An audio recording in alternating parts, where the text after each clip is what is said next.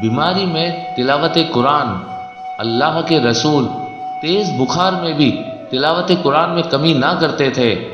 آپ فرماتے تھے، آج رات کا یہ بخار مجھے قرآن کی 30 سورتوں کی تلاوت سے نہ روک سکا، جس میں 7 طویل سورتیں بھی شامل تھیں۔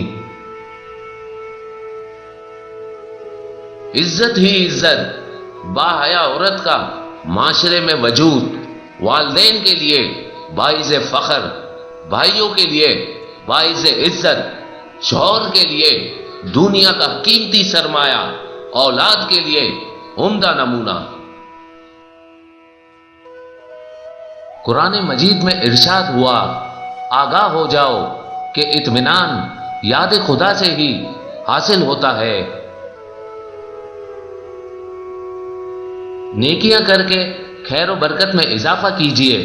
خداوند عالم نے ارشاد فرمایا، جن لوگوں نے نیکی کی ہے ان کے واسطے نیکی بھی ہے اور اضافہ بھی، اور ان کے چہروں پر نہ سیاہی ہوگی اور نہ ذلت، وہ جنت والے ہیں اور وہی ہمیشہ رہنے والے ہیں۔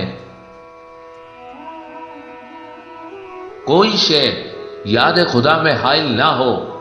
اے ایمان والو، خبردار، تمہارے اموال اور تمہاری اولاد تمہیں یاد خدا سے غافل نہ کر دے، کہ جو ایسا کرے گا وہ یقیناً خسارہ والوں میں شمار ہوگا، وہ یقیناً خسارہ والوں میں شمار ہوگا۔